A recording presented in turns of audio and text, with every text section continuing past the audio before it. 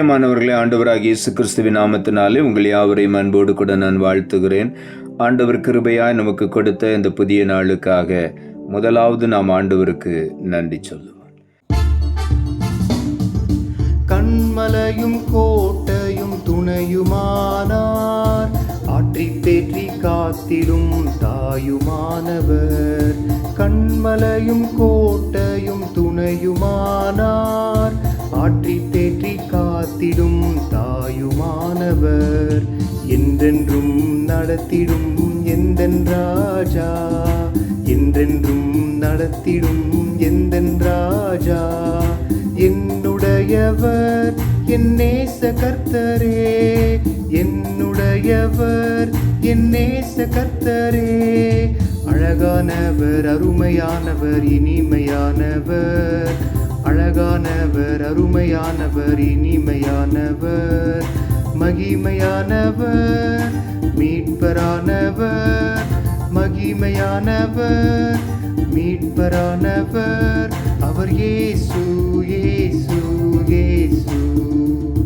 அவர் இயேசு, இயேசு, இயேசு. இந்த நாளுக்கு இந்த ஆண்டவர் கொடுக்கிற ஒரு வார்த்தை 2 சாமுவேல் புஸ்தகம் 22வது அதிகாரம் 33வது வசனம். 2 சாமுவேல் 22:33.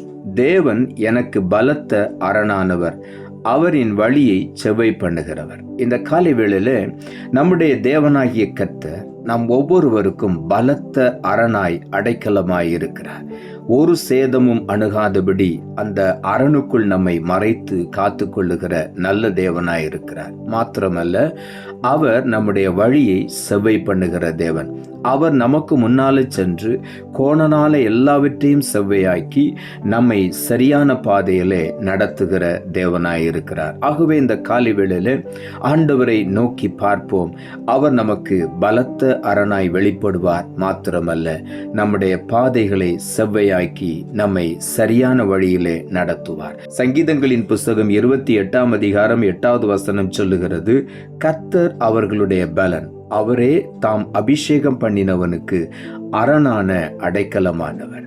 ஆண்டவர் தம்முடைய ஜனங்களுக்கு பலனாயிருக்கிறார்.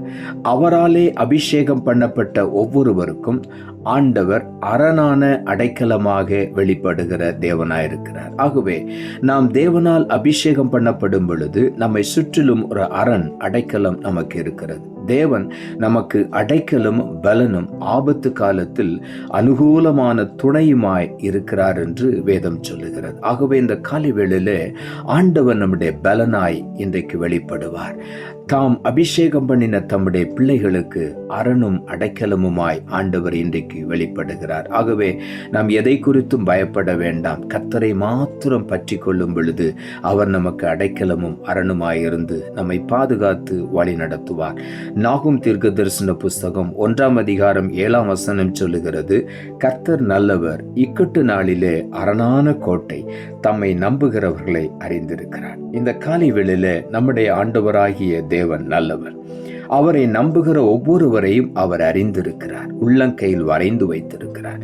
ஆகவே இக்கட்டு நாளிலே அவரே நமக்கு அரணான கோட்டையாயிருந்து எல்லா தீங்குக்கும் சத்துருவின் பயங்களுக்கும் விலக்கி நம்மை பாதுகாக்கிறார். ஆகவே அந்த அரணுக்குள்ளே நாம் கடந்து வரும் பொழுது, அந்த அரணுக்குள்ளே நாம் வந்து சேரும் பொழுது ஆண்டவர் தம்முடைய சட்டைகளுக்குள் நம்மை மறைத்துக் கொள்வார். சங்கீதங்களின் புஸ்தகம் 32ஆம் அதிகாரம் 8வது வசனம் சொல்லுகிறது, நான் உனக்கு போதித்து நீ நடக்க வேண்டிய வழியை உனக்கு காட்டுவேன், உன்மேல் என் கண்ணை வைத்து உனக்கு ஆலோசனை சொல்லுவேன் என்று இங்கே எழுதப்பட்டிருக்கிறது. ஆண்டவர் நம்மை போதித்து வழி நடத்துகிற தேவன். நாம் நடக்க வேண்டிய வழியை நமக்கு காண்பிக்கிற ஒரு தேவன். நம்மேல் அவர் தம்முடைய கண்ணை வைத்து நமக்கு ஆலோசனை சொல்லி இக்கட்டு நாளிலே அரணான கோட்டையாய் இருந்து நாம் அவரை நம்பினபடியினாலே நம்மை அறிந்து நம்மை அருமையாய் வழி நடத்துகிற தேவனாய் இருக்கிறார். ஆகவே நாம் ஆண்டவரை மாத்திரம் பற்றி கொள்ளும் பொழுது நம்மை தெளிவாக ஆண்டவர் போதித்து நடத்துவார். சங்கீதங்களின் புஸ்தகம் 37ஆம் அதிகாரம் 5ஆம் வசனம் சொல்லுகிறது, உன் வழியை கர்த்தருக்கு ஒப்புவித்து அவர் மேல் நம்பிக்கையாயிரு, அவரே காரியத்தை வாய்க்க பண்ணுவார்.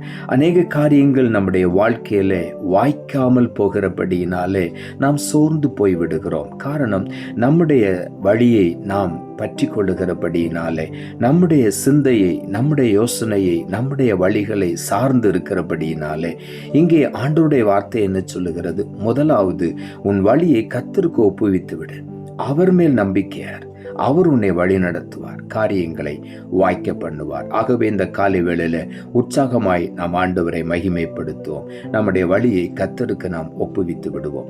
சங்கீதம் 143 அதிகாரம் 8வது வசனம் சொல்லுகிறது, அதிகாலையில் உமது கிருபையை கேட்க பண்ணும். உம்மை நம்பி இருக்கிறேன், நான் நடக்க வேண்டிய வழியை எனக்கு காண்பியும். உம்மிடத்தில் என் ஆத்துமாவை உயர்த்துகிறேன். இங்கே தாவீது எழுதுகிறார், அதிகாலையில் உமது கிருபையை கேட்க பண்ணும்.